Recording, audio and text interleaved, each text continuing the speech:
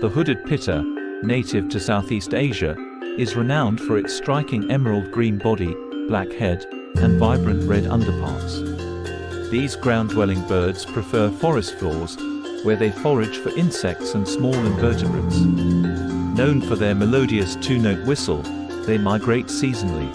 Their nests, built on the ground, are well hidden in dense vegetation. Hooded pittas play a vital role in controlling insect populations in their habitats.